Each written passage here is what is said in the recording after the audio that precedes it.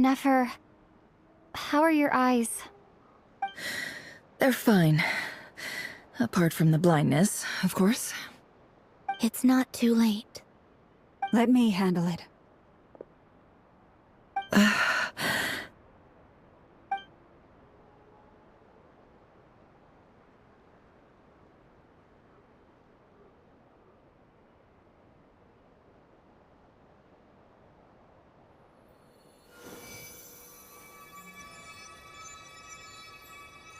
Miss Nefer, it's not like you to lose your composure.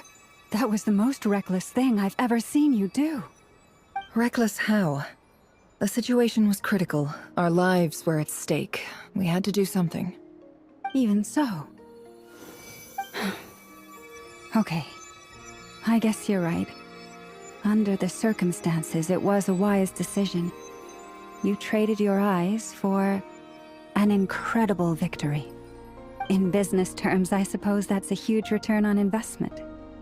I'd be hard-pressed to argue otherwise. Still, I don't like this outcome, and I don't want you to lose your sight for good. People suffer when they make sacrifices they shouldn't have to make, whether that means faith, strength, or in this case, your ability to even see. I had hoped you could win without sacrificing so much as a single hair on your head. Thank you. Really. All done. Don't try and open your eyes just yet. We'll see how you're doing in a couple of days. Until then, please follow your recovery plan to the letter. I'll send full details through Yehoda. For now, just get yourself home, relax, and rest. My dear friends, we have fought bravely and achieved a spectacular victory. A dark cloud has been lifted from the skies of Nodcry. All in this land will be grateful for what you have done. The moon will remember this day. Thank you both.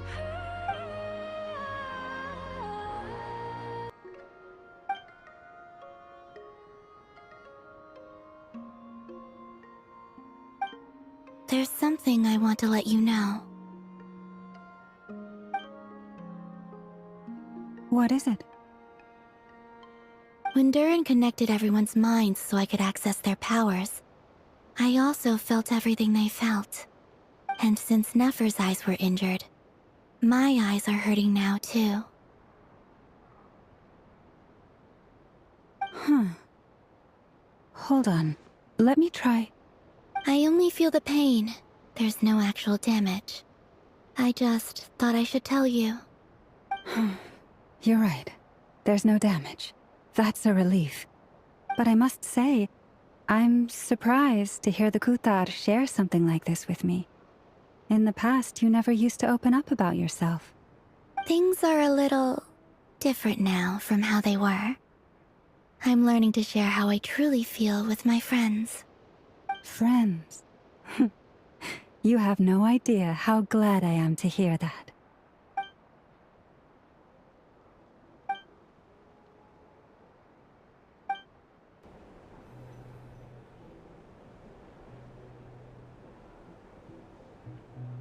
Yay! You're awake! How are you feeling? Any aches and pains? Did you sleep well? I'm doing all right, Paimon. No need to worry about me. Phew! Well, that's good. Paimon's been sitting on the edge of the bed worrying about you for ages. You slept a whole day and night. Poor Paimon had to eat all by her lonesome. Glad to hear you didn't starve. How was the food? Well, it wasn't the same without you there to share it. Honestly, Paimon just can't relax when you're not your usual self. She couldn't enjoy the food and settle down to sleep. Well, I'm back to normal now. Oh yeah, and Albedo swung by earlier. He said to tell you to head to the tavern when you woke up. Varker and the others are organizing a victory feast and they want to celebrate with you. He also dropped off some medical supplies, but you seem fit as a fiddle, so guess you won't be needing those. If you're feeling up to it, let's head over now. Wouldn't want to keep them waiting.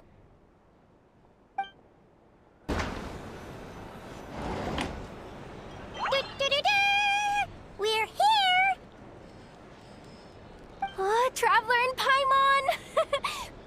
Perfect timing! We were literally just saying how there's no way we're holding this victory feast without you any longer, and we would have postponed it till tomorrow. How are you feeling today? Much better, thanks. Don't worry about me. Relieved to hear it. If that changes, just let me know. Happy to check you over at any time. Yep, we're here for you. Anything you need, just let us know. Oh wait, where's Nefer? How are her eyes doing? Nefer's right over there. I'm sure she'd love to catch up with you.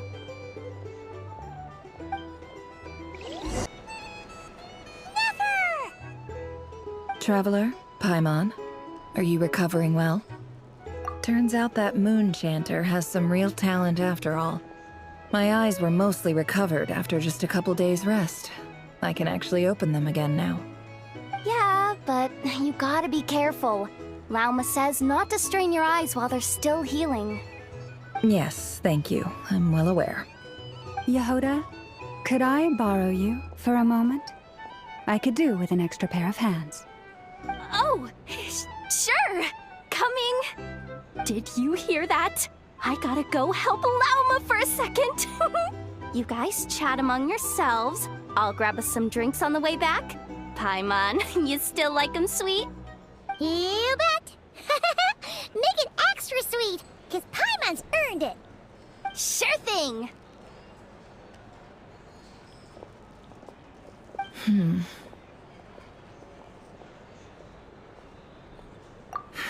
The Raker of Solnari. Kind of a snake, don't you think? No, definitely a snake. A poisonous one who spewed his venomous hatred everywhere. Anyone who seeks revenge out of hatred for other people has become a snake. That's something my dad used to say. Perhaps. I'm sure it sounds like a very wise and open-hearted perspective to your ears. But me? I think hatred is a perfectly justifiable emotion. What else is left when everything you depended on in life gets stripped away? Something's gotta fuel that drive to keep on living. If you're worried about me, you can nip that in the bud. I'm not someone who gets stuck in the past. It's just... I suddenly feel like I was wrong to call my father a liar. He was just a fool. That's why the Academia turned their back on him, and why the other tribes ganged up on him. Oh, Father. How much better things could have been if you were a skilled liar. Look at the Ibis King. Thoth is a fiendishly cunning liar. And yet, strangely, he feels more like a father to me than my real dad ever was. He's never brought it up, but I'd bet he feels the same way. Why else would he give me the power to perceive the truth, while at the same time training me in the art of deception? Well, King Deshret banished him to Aru, which is essentially a prison, and posed 3 questions to him. He promised that he'd have his freedom if he could find the answers. His response was to take on a physical form and approach me, hoping that I could become his envoy and search for one of the answers on his behalf. Did he really think I'd fall for that? He's stuck there. He can't make me return what he gave to me. So that's enough for you to decide he's nice, is it? He's a prisoner, and he was scared. So he decided to perform some good deeds to win people's approval. He lives in fear because he's a deceiver. How is Rerir any different? You can't work as a spy your whole life and expect a happy ending. It's preposterous. Yet I can't say I don't understand it. Liars live in the darkness of their own making. But it's still human nature to want to go on living. They say that a liar's soul is the most worthless thing in the world. What do you think? Good. If you understand that, it means you're smart. And you see things objectively. If you ask me, the soul of a liar really is worth nothing. Because all they care about is themselves. For example, when something good falls into my lap, I don't go sharing the news around. Stops other people trying to steal it from me.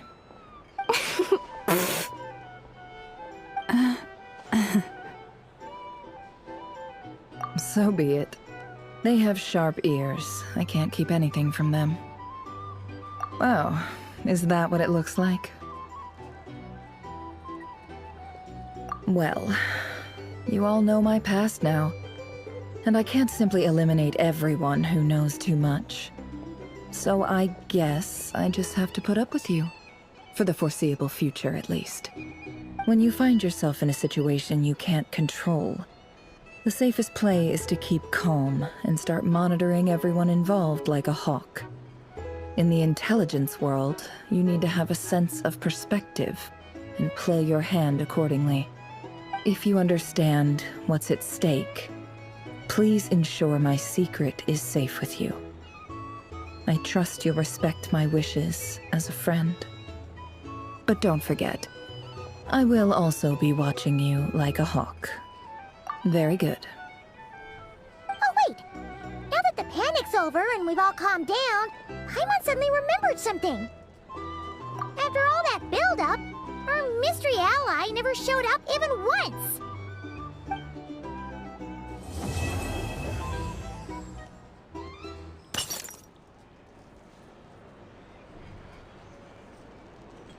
Huh?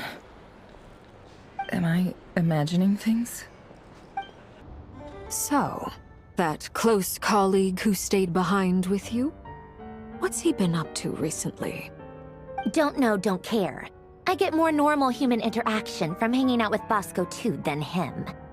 Although, now you mention it, he hasn't bothered me in a while. I wonder if... If he's disappeared without a trace, it's the biggest gift he ever gave to the world. But I somehow doubt that's what's going on. He won't lie low forever. So we'd better stay on guard.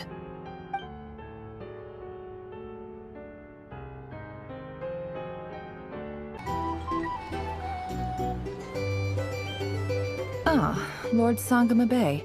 How lovely to see you. I must thank you for the device you provided. It was an enormous help. Would I be right in thinking that it was developed by the Academia? Why come and ask me when you clearly know already? I mostly came to thank you. That's more like it. A little gratitude goes a long way with Lord Sangama Bay. Play your cards right, and you might even stand a chance of becoming my long-term supplier. The chance to work with such a kind and charitable investor as yourself would be a great honor for the Curatorium. Huh? Charitable? Who said anything about charity? First time hearing about it. Let's see. The first plot of land you purchased in Nodcry, your desert interests, and... Stop! What do you think you're doing? Exposing my investment history! It's nothing to hide from. They're all perfectly legitimate investments. And some of the land you purchased was with the intent of building a sanctuary? Yes, I heard about that too. How did you... You're a curious case, Lord Sangama Bay. You don't like people finding out about your good deeds, do you? But I'm afraid no matter how hard you try to keep things under wraps, where there's a will, there's a way. You did it for Sumeru, didn't you? It was empty land that was gonna go to waste otherwise. I figured if I built something there, it might at least get some use in an emergency. Disasters are capricious things. They strike without any warning. I've lost family to a disaster before, and I don't want to lose any friends or business partners if I can help it. My elder sister used to dream of finding a sanctuary.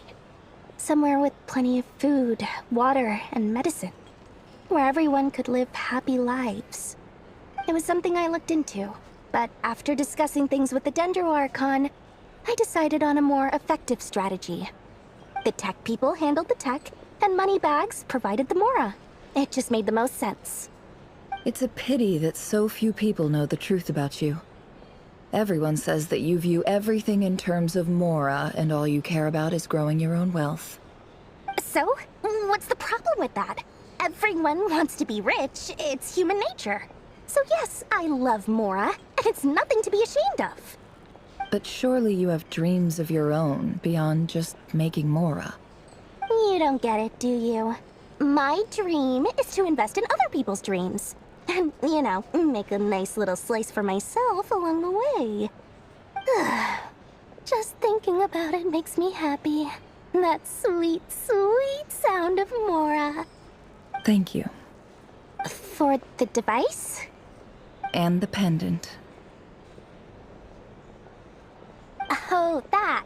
I was just returning a favor. Don't worry about it. Seems like we've both been away from home for a very long time. Yeah. So long that I barely remember what my family even looked like. That would be your mother, father, and sister? Yeah, though it's been years since my sister passed away. It's not like I want to forget them, obviously, but memory can be even more ruthless than the most calculating business person.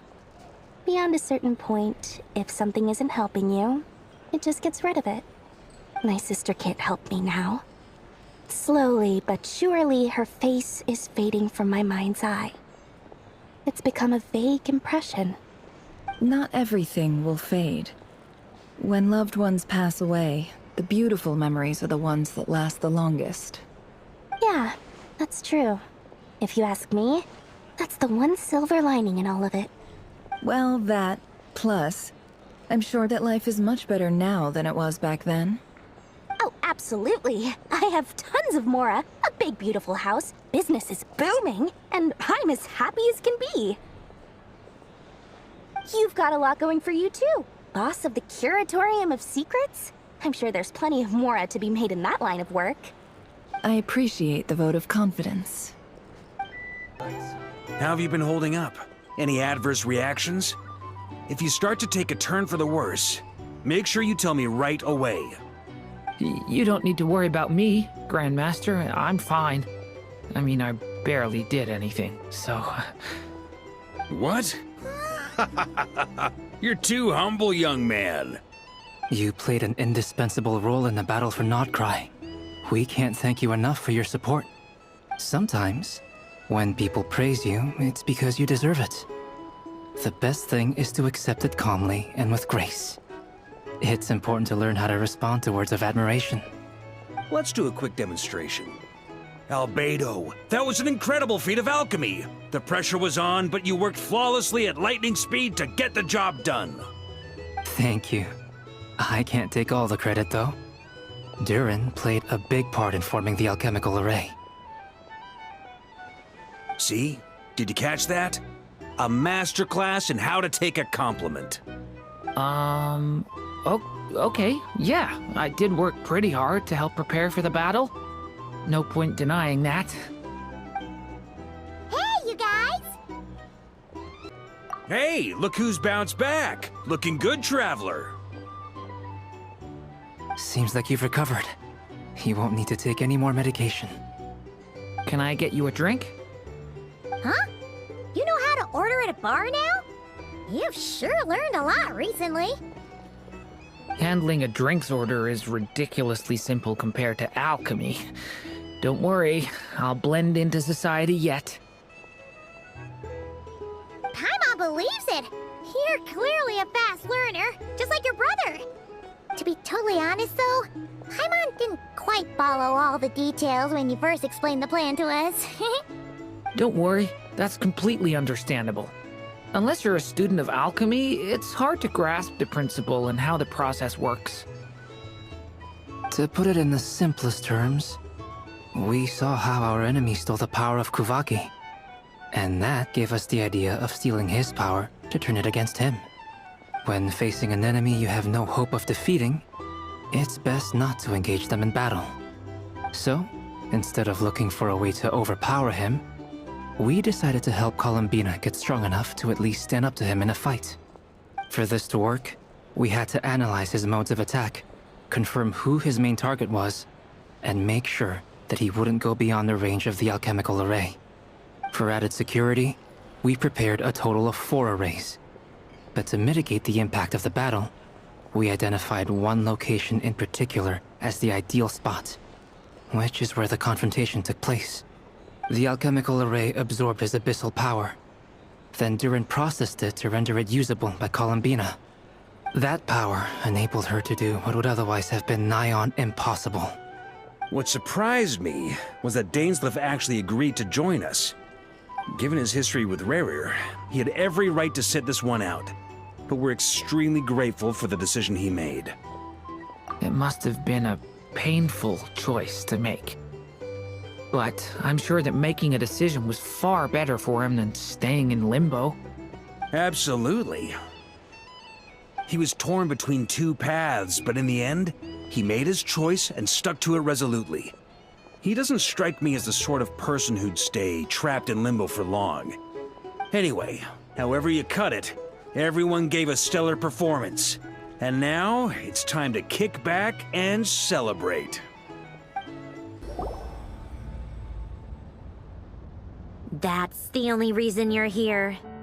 Yes. I've thought a lot about it.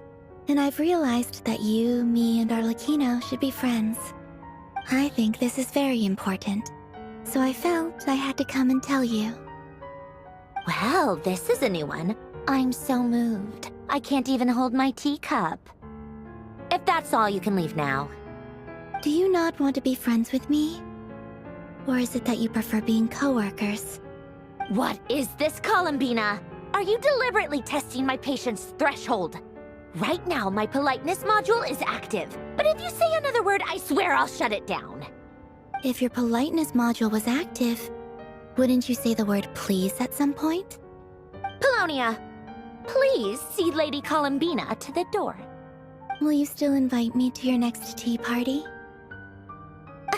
What? Yes, I think you will. Bye-bye, dear Sandrone.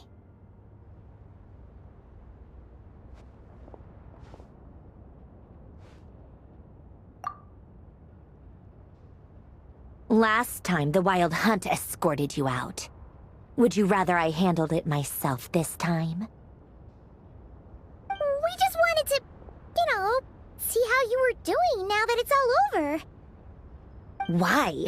Out of concern for my safety? I hope you didn't seriously think that the Rayhir of Solnari would be able to lay so much as a finger upon me, given how prepared I was. Mostly because you kind of helped us out, so we just wanted to check you were okay. Looks like all your robots are fixed, huh? Oh, don't you worry about that. Tea time is already a write-off.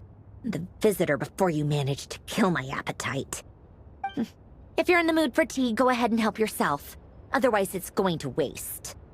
My coasters are still missing in action, though. Use this notebook instead. Whoa!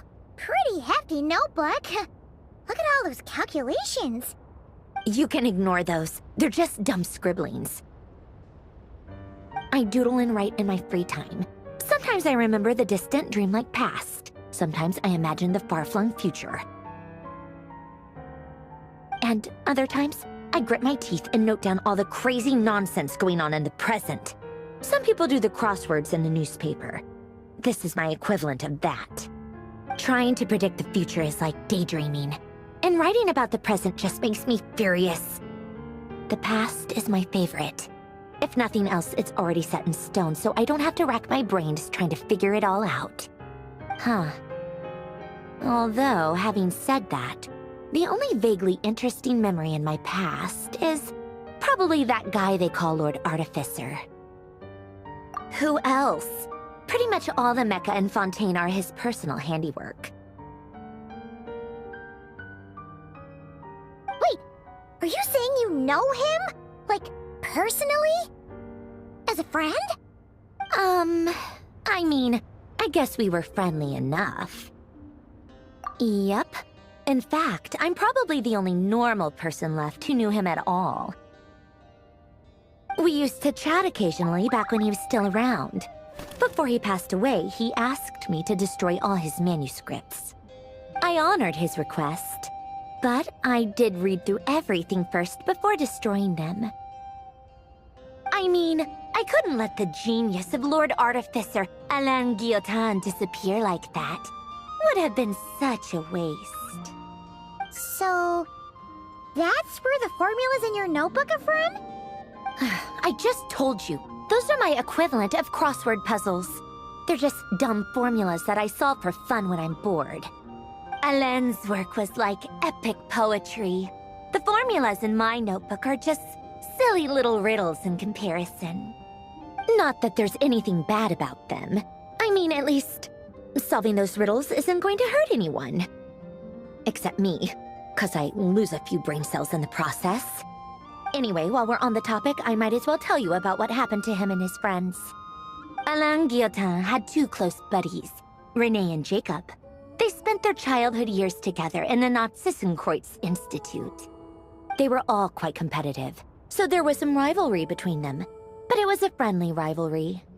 But beneath the friendship and the rivalry ran something deeper, a sense of nostalgia for the past. Unfortunately, childhood would end, the prophecy would come true, the apocalypse would arrive, and the future would never be. A mad dream that would normally only capture the minds of lunatics began to take root in their hearts. A dream of saving the world.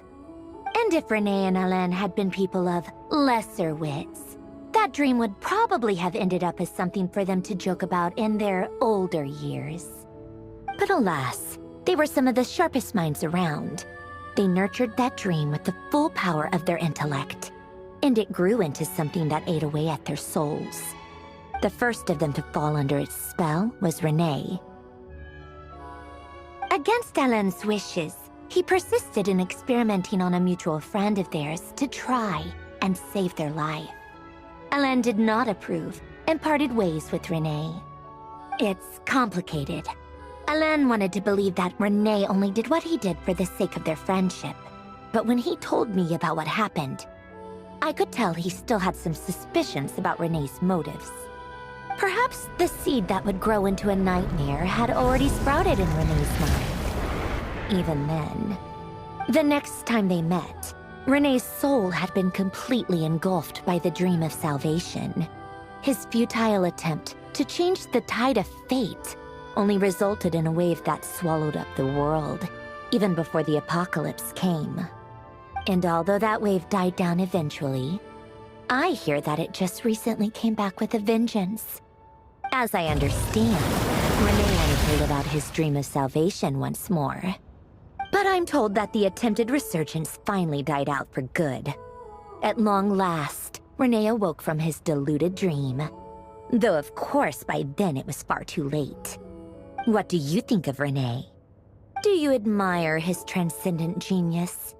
His view that any price was worth paying to achieve the lofty goal of saving the world?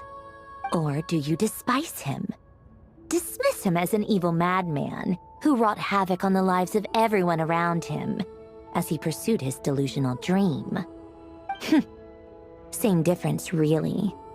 Just a matter of perspective.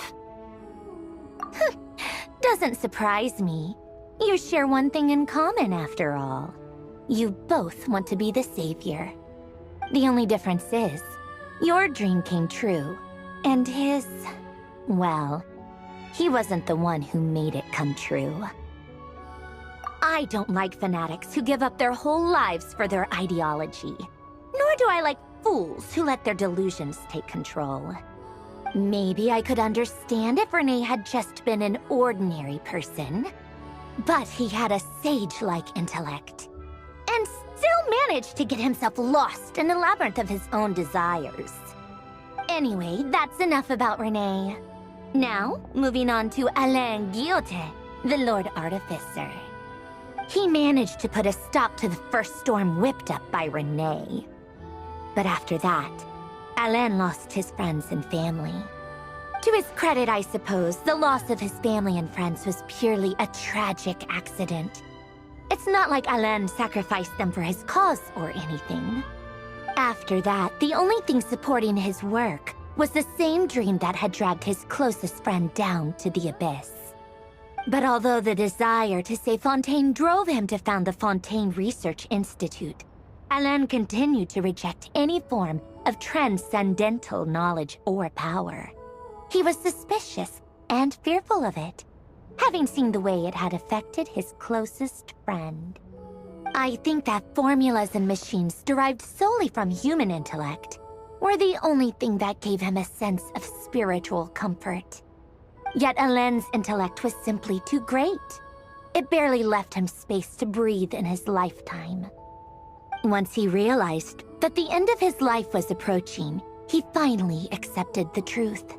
The Nazissenkreuz Institute needed someone, and a human being, to see its story through to the end.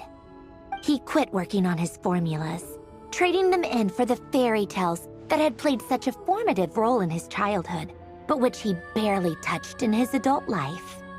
He told me that the director of the Nazissenkreuz Institute used to read those fairy tales to the children as bedtime stories. Apparently, they worked wonders at sending kids off to sleep. I think that all he wanted at that time in his life was to be able to sleep deeply without being plagued by depression. By that point, nothing else really mattered. At the very end, he laid down to rest in the ruins of the former Nazissenkreuz Institute orphanage, while the Fontaine Research Institute he had founded continued tirelessly with its work. Many years after that, tensions over competing dreams would once again cause a rift, this time between members of the Fontaine Research Institute. But the actions of those fools had nothing at all to do with Alain. And that is the story of two people from the Nazissenkreuz Institute who both wanted to save the world. One went all in on his fantasy of salvation without ever looking back, and ended up calmly sinking to the bottom of the deepest sea. The other sought desperately to burn bright in his life, even though he wasn't sure where he was going. I do sometimes wonder, why is it that people like them have such grand hopes of saving the world? Even the grandest tree starts as a tiny seed. So perhaps, for each of them, their mission to save the world began with a very simple desire: to save themselves. They were young children with friends and family who mattered to them, desires to explore the meaning of life, ambitions to have a successful career. They didn't want to see all of that taken away in one fell swoop. Or maybe they just wanted to find something to anchor themselves within the chaos, to stop them getting quietly swept away by the storms of life. But instead, the search for their own salvation took them down the rocky road laid out by fate. Do you think the desire to save oneself is enough of a justification to try and save the world? The way you said that sounded just like Alain.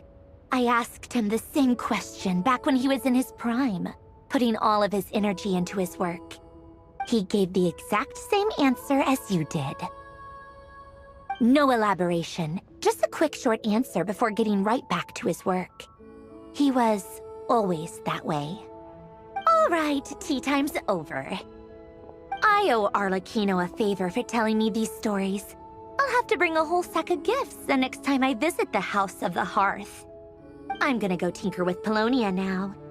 You guys can do whatever you want, as long as it doesn't involve interrupting me. Polonia, exit hibernation mode. Begin diagnostics.